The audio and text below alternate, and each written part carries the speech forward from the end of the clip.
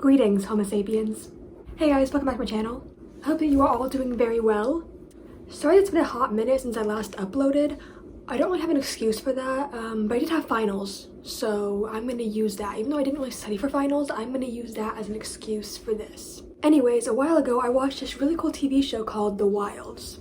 The show was really good. It was a bit confusing because my brain is the size of a pea, but it was a really interesting show and I highly recommend it. So today I wanted to give you guys like a brief overview of what the show is about, and I wanted to go into a character analysis of it because there are 8 main characters and there is just so much to talk about all of them. So buckle up, we're in for a long ride. The Wilds is a TV show about 8 teenage girls who were sent away to a weekend retreat focusing on sisterhood and emotional healing. I think. Since all the girls had like hard home lives or had gone through something emotionally traumatic before, it was like supposed to be a retreat for them to kind of heal and grow. Right now, hundreds of girls just like yourselves, aboard charters just like this one, are en route to our retreat in Kona, Hawaii, for a long weekend of female-centric learning and growth.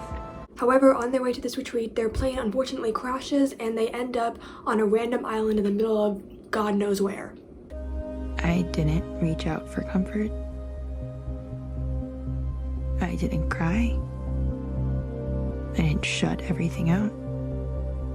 I didn't, like, carpe diem or anything. I didn't indulge. I took no measures to protect myself. I didn't pray for my mortal soul.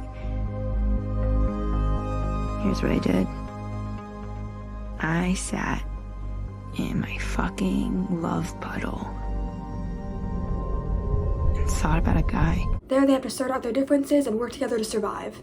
But through the show, we realize that this retreat wasn't actually a retreat at all. We find out that their entire experience on this island was actually planned and orchestrated by a woman named Gretchen, who was conducting a study on matriarchal societies.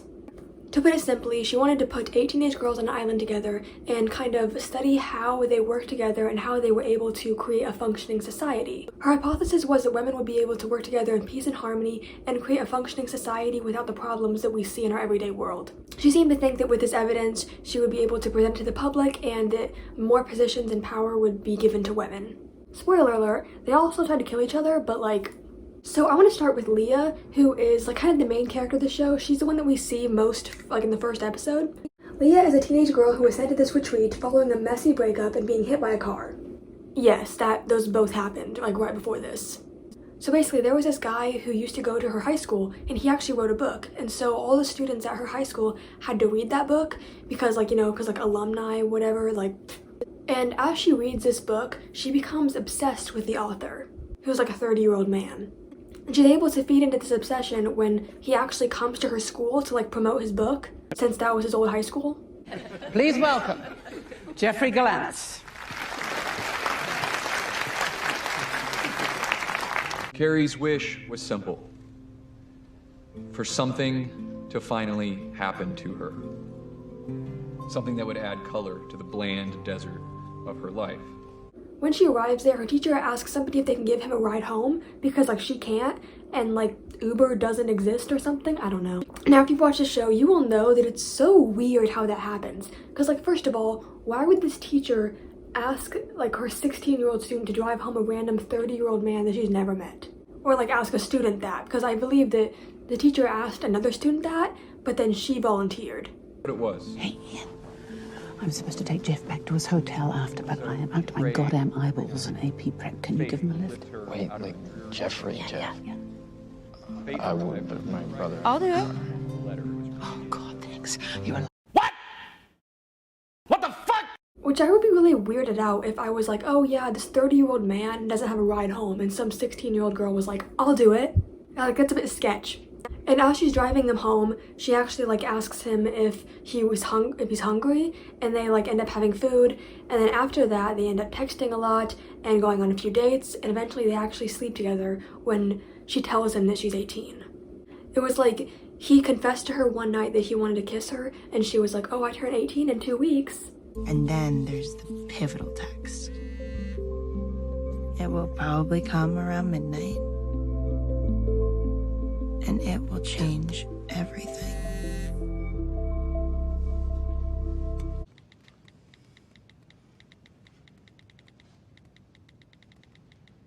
Now, their relationship was just so peculiar to me because the show, like, didn't address it at first.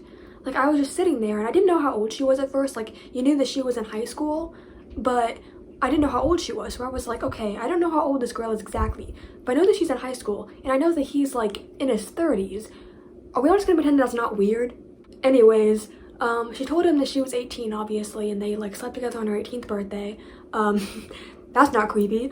But, then eventually he pulled up to her house in his car, because that's a smart idea. Like, I don't know why he would pull up to his teenage girlfriend's house without telling her first, because, like, her parents are probably home.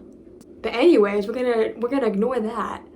There's just so many things that don't make sense about, like, her life in particular.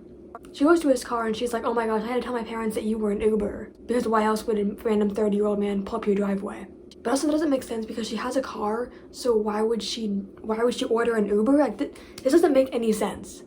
But anyways, he tells her that somebody sent him in the mail her birth certificate, and he found out that she was actually 16. So then he gets mad at her and tells her to get out of the car, and she, like, screams because, like, she's just really, because something, this relationship that was so sacred and important to her that she obsessed over just ended abruptly. So she just screams. Hey, I had to tell my parents you were an Uber. What are you doing here? I thought the San Jose reading didn't end in... Are you okay? September 5th. September 5th is your birthday. When you turn 17. Oh, fuck. Okay, somebody sent me a copy of your birth certificate via certified mail. And that means that somebody knows. Wait, or somebody's what? watching, and that's like some other level of you have to get out of the car. Just give me a second, just let me... Just get out of the car. Leah, Just you have let to... me explain. Leah, you gotta get out of the car. You lied to me. You're a child, and you lied to me.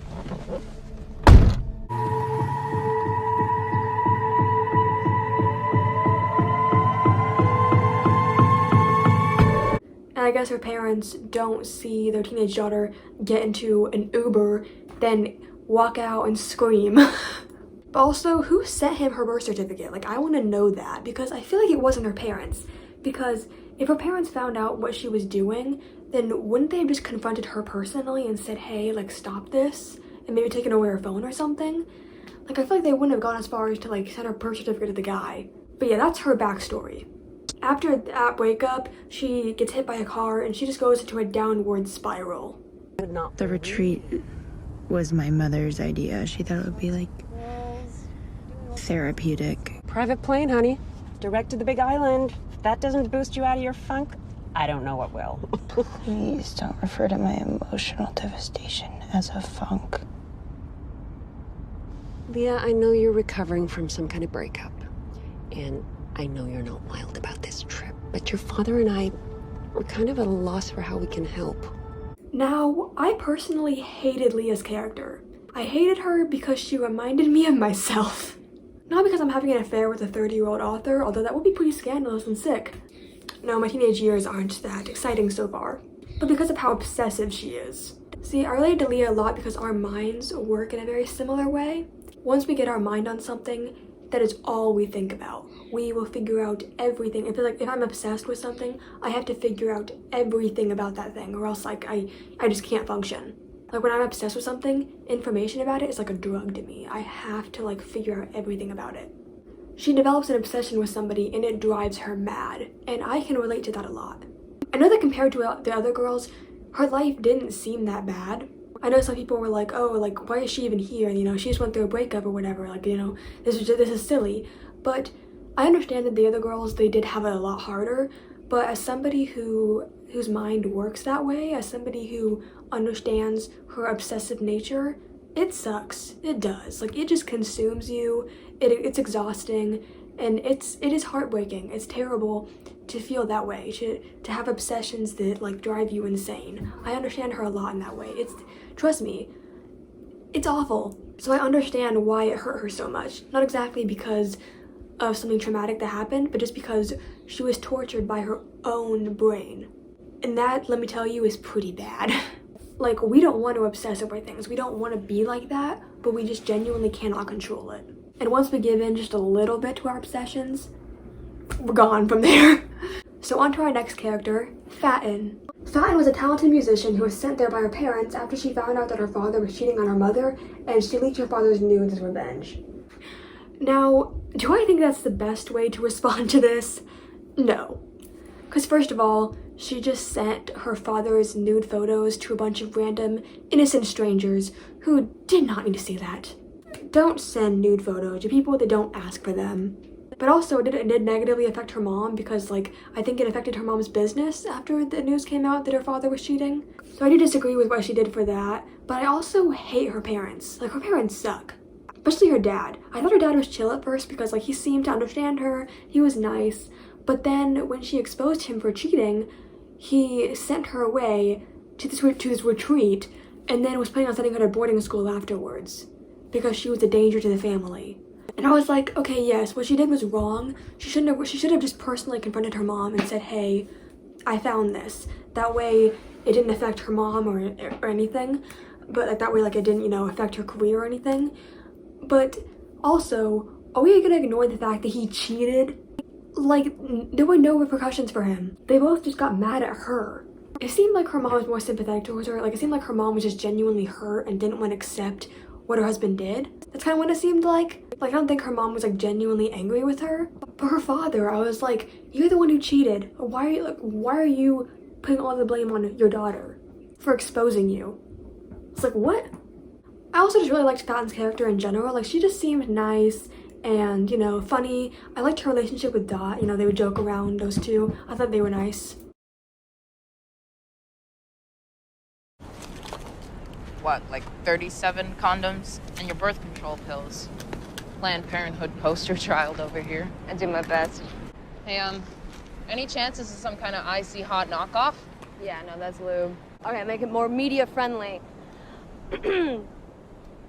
I am going to fornicate with the healthiest penis I can find ASAP.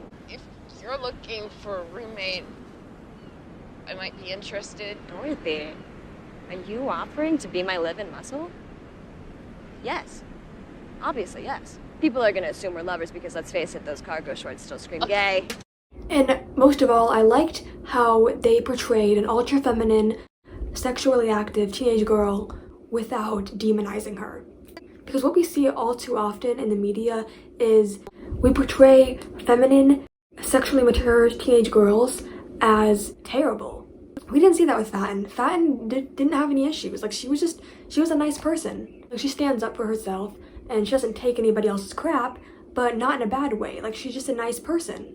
They didn't make it seem like she was secretly insecure and that's why she, like, goes after a lot of boys. No, she hooks up with a lot of boys because she genuinely thinks it's fun. That's all. And that's why I didn't like when, like, Leah, like, slut-shamed her when Leah was like, oh, what are you doing, looking for, like, a boy to hook up with on the island? And then Fatin clapped back by saying, Yeah, I fuck a lot of guys because I find it extremely fun and because I'm not delusional about it. Like, if I was gonna go to Pound Town with some 30-year-old, it's because I know he has a fetish for teenage pussy. I would never be such an idiot to think he was actually into me. So I like that they wrote that in because it's not like she's insecure or she's missing something in her life and she uses boys as a coping mechanism. No, she just thinks it's fun. She dressed super feminine, she liked going to parties, she liked having fun, but she was also a really talented musician who was about to get into Juilliard. And she did all that dressed in pink. I like that they didn't make her out to be a bad person because of how she dresses and because she's basic. Next up is Rachel. Oh, Rachel, how complicated my feelings are towards you. I didn't like Rachel initially because how she treated the other girls, especially her sister. Like, she would blame them for things that weren't their fault. She would get really angry with them. She yelled at her sister a lot, her sister just seemed to be genuinely trying to be helpful, and she wasn't nice to her at all. And I just kind of wrote her off. I was like, this girl's just a jerk. Like, she's just not nice. But I also understand where her feelings come from because this girl, she's gone through a lot.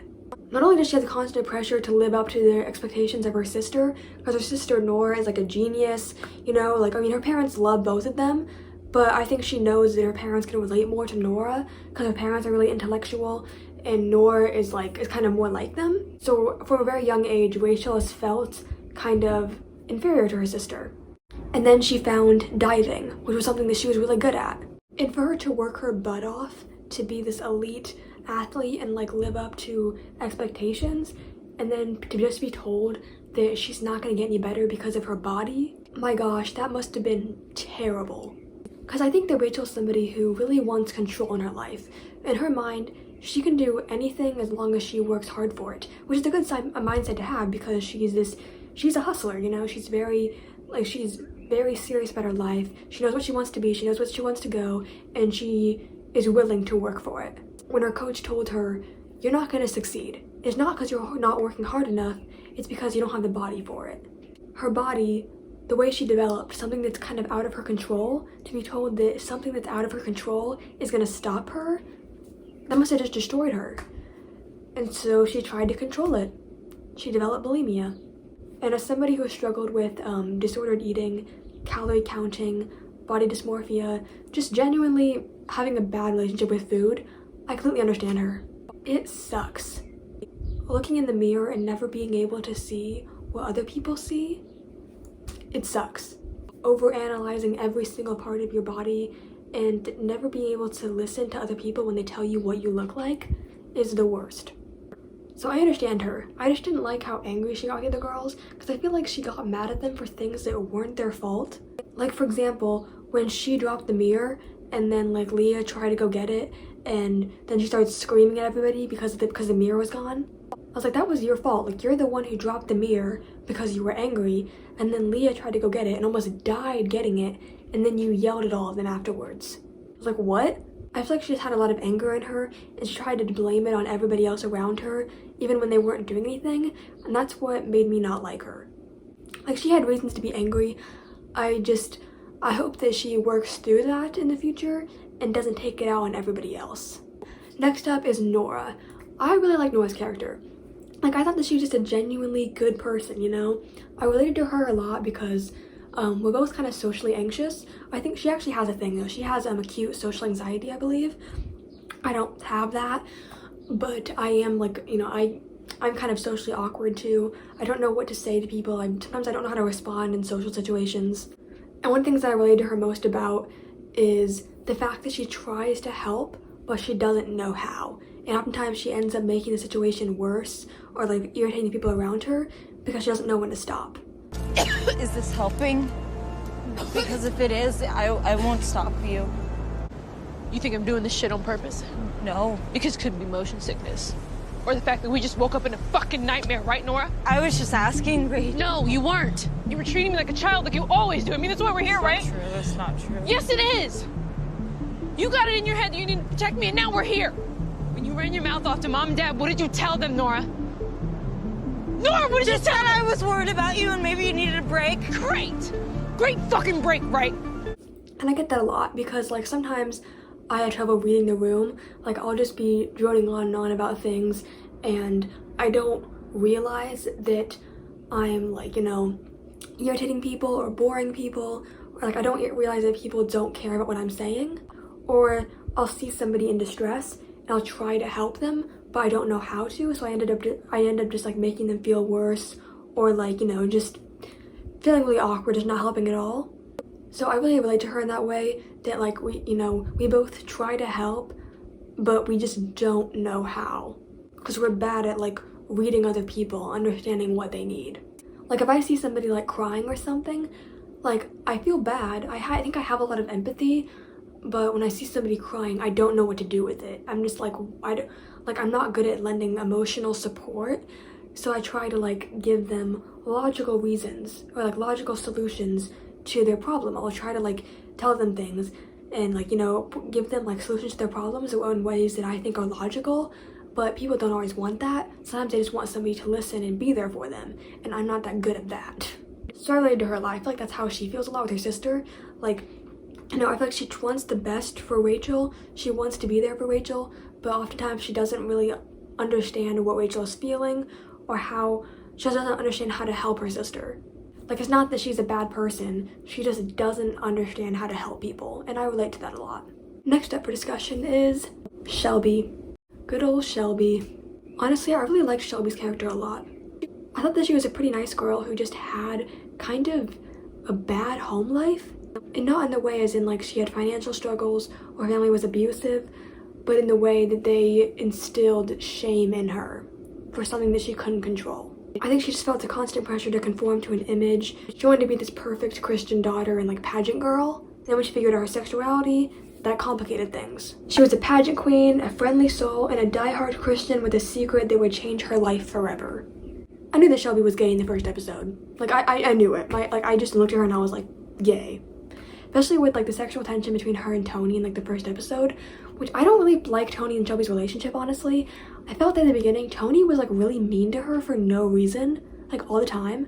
And I don't know why TV shows do that, but I feel like sometimes they try to make a romance start where one person is a jerk to the other, and I'm like, that's like, why is that romantic? Why is one person being mean to the other for a prolonged period of time romantic? That makes no sense. But like how Tony was like obviously jealous of Shelby's relationship with Marta, and like how she went on that walk with her and was like, you know, just making a bunch of like insulting comments about her. So you do one hardcore thing? That doesn't mean you're not mostly into a princess. How many pillows do you have in your bed? I bet you've got one of those mega beds with like 50 pillows. It's your maid, Lupe. She's got to keep taking them off and putting them back on, and it's making her want to off herself. Am I right? I bet we'll get rich once they find us. Suing for damages or whatever. Not that your ass needs the money. Shh. Keep listening for water. I'm so sick of looking at your fucking ponytail. I feel like it thinks it's better than me. I was like, what is your problem? Especially when, like, in the first episode, Shelby went on a walk to find water, and Tony was, like, complaining about it the first time, and I was like, girl, you chose to go on a walk with her. Like, this girl said that she was going to find water, and you said, I'll come too, and now you're complaining because you think she's annoying? And also when, like, Shelby was, like, praying she was, like, praying to find water, and, like, Tony was making a bunch of, like, rude comments about a god and her religion. I was like, shut up. Yeah. Grant us water so that we may drink. Lord, in your mercy. Weren't you just telling me to shut up and listen? Different. When you pray, God opens your senses. God's such a joke. Don't you know he's just a brainwashing tool designed to enslave the masses? Even if you were just a brainwashing tool, did you ever think maybe your brain could use a good scrub? Fuck off. Lord, in your mercy, grant us water so that we may drink. Lord, in your mercy, grant us... Ah! It's like, again, you chose to go on the walk with her. And second of all, your plane just crashed and now you're stranded on an island in the middle of nowhere. Let her pray. And also, her parents. My gosh, I hated her parents. Specifically her dad. Like, he's the worst. Like, he claims to be this, like, you know, this God-loving Christian man, and then he finds out that his daughter is gay, and he, like, refuses to talk to her for, like, a few seconds, and then tells her that she doesn't have a home there if she's gay. Can you please just talk to me? Look, I don't know what her parents told you. You just look at me. I mean, I'm right here. I swear, I put my hand on the Bible. Nothing like that has ever happened before, ever. And it won't happen ever again. I was like, where's that good old Christian love? Excuse me, sir? Like, she had to beg him to talk to her, and then once he finally did, he was like, you know, there's this boy who's gay, and no one likes him. And I don't want that to happen to you. I was like, okay, maybe don't be a homophobe then? Like, the reason why he's hated is because you teach your children to hate him. Like, big brain moment? But yeah, I hate him. And then after, like, her friend, like, committed suicide and they all pretended that it didn't happen, like, they just didn't talk about it. Like, you know, after she kissed her friend and then, like, couldn't see her again, the friend killed herself. And they all just pretended that it didn't happen. Like, they just didn't talk about it. Like, what? And, like, it makes sense that she was initially homophobic. Like, and, like, you know, like, earlier in the season when they were all, like, eating clams or whatever. Because I knew it wasn't homophobia. I knew that she hated that because it was her. Because homosexuality was the one thing that was keeping her from her parents and her home and keeping her from being what she wanted to be. To her, being gay was going to destroy everything in her life. So it makes sense that she was, like, homophobic initially because it was all just internalized. I hope that, like, after she's rescued, they get her out of there. I hope she finds a way to, like, get out and she just never goes to them again, because they suck. She deserves better. Alright, time to talk about Tony, I guess. I don't really like her. Don't get me wrong, Tony has reasons to be angry. She had a rough home life. She lived with her foster family, who she said, like, I guess weren't that great, kind of like neglectful, because her mom was in rehab. That's tough. I just didn't like how she got angry so easily, and she kind of just took out her anger on everyone around her. Like, she destroyed things, she yelled, she was just such an angry person a lot of the time. Like, she could be nice, but she was scary. And again, I didn't like the way she treated Shelby. I didn't like how I felt like the show tried to do like a whole enemies to lovers type thingy. And when you do an enemies to lovers type story, it's supposed to be like the two characters, they kind of like jokingly hate each other. Like, you know they don't actually hate each other from the way they speak. You know, like two characters have minor issues with one another, and then they get thrown together somehow, and they find out that they actually have a lot more common, and they fall in love. It's not supposed to be that one character is a jerk to the other and hits her with a tree branch once, and then suddenly they're like in love magically. Like, I just didn't like the way Tony treated Shelby. Like, I felt like she is not ready to be in a relationship, because she had an ex-girlfriend, and they actually broke up because two guys, I think like a group of guys, were like harassing them and being awful, and Tony got mad and started attacking the guys. And then her girlfriend tried to pull her away, and she accidentally punched her girlfriend in the face. Like, she was trying to take a swing at one of the guys, and she accidentally punched her in the face instead. Get the fuck off me! Let me go! Fuck! Let's go. And so her girlfriend realized that although she didn't mean to hurt her, that she had to get out of this relationship. Tony's anger was a serious problem, and she needed to get out. So she broke up with Tony, and then Tony purposely shattered the windows of her car as revenge after they broke up. And aside from the fact that her girlfriend was in the car when she shattered the window and like could have been seriously hurt if the glass had like shattered or anything, also she probably can't afford to get that fixed. Like, that's just mean.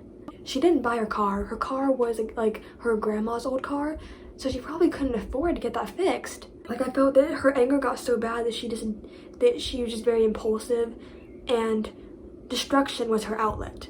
She destroyed things when she was angry. That's what Marta told her. That's why Marta didn't like her sometimes. And also, she was extremely jealous of Shelby because of like Shelby's friendship with Marta. I didn't like that because like I liked Marta, and I knew that Tony loved Marta. I knew that Tony was protective of Marta and they were best friends.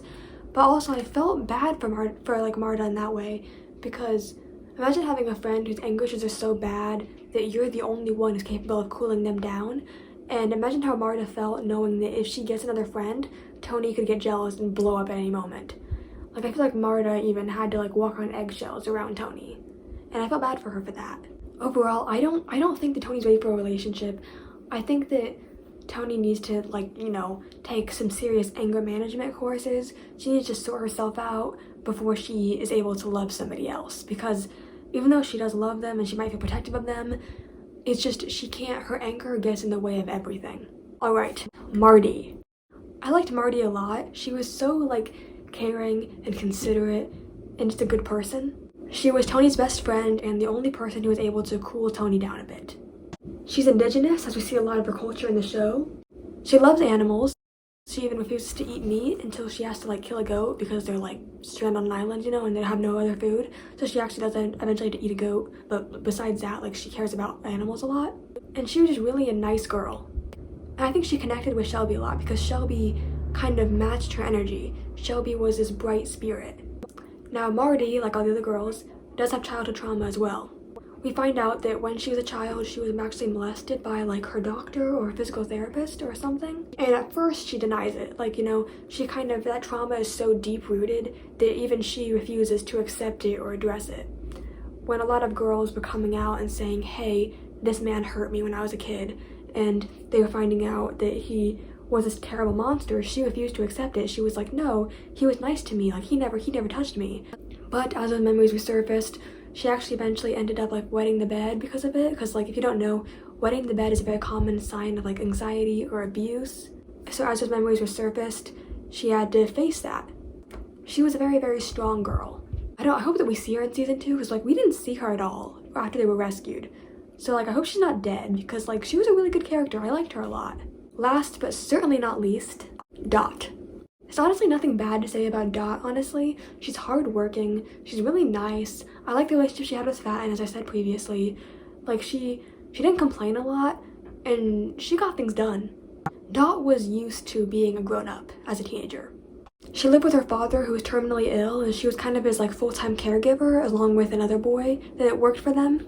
Her father like couldn't do anything himself, and so he had to like, you know, have help like with everything. And although her father couldn't really do anything, they seemed to have a very good relationship. They joked around with each other, you know, they loved each other. And sometimes he got frustrated or embarrassed because like his daughter had to take care of him, but they loved each other genuinely. I think they had a good relationship. So it killed her when he died. In a very traumatic way, especially because he was in a lot of pain, and eventually he asked her, he was like, just kill me. Like he gave her a needle full of something and was like, just kill me, please. He like begged her just to finish him off, because he was in so much pain that he didn't want to be alive anymore, and he didn't want to be a burden to his daughter. So it was very traumatic for her. That's why I hate Gretchen so much for what she did, because she offered Dot this retreat, and Dot was suspicious of it before. She was like, okay, what's the catch? And Gretchen was like, oh, I think you've been through enough. Like, Gretchen took this vulnerable teenage girl who had just lost her father and had no family left and had been selling drugs just to survive. And Gretchen took her and was like, I'm gonna send you on this nice retreat, you know, don't even worry about it, all paid for, just a treat for you to help you heal. And then sent her on a frickin' island, stranded. Hate her. But Dot was very helpful on the island as well. She had watched a lot of Survivor, I think, and that's why like, she knew what she was doing. She was very good at like everything. She was kind of like Rachel in the way that she was a doer. She was a leader. But unlike Rachel, she was a leader without like being a dictator. Like she didn't get angry at the other girls, even if they weren't helping. She didn't yell at them. She was just a nice person.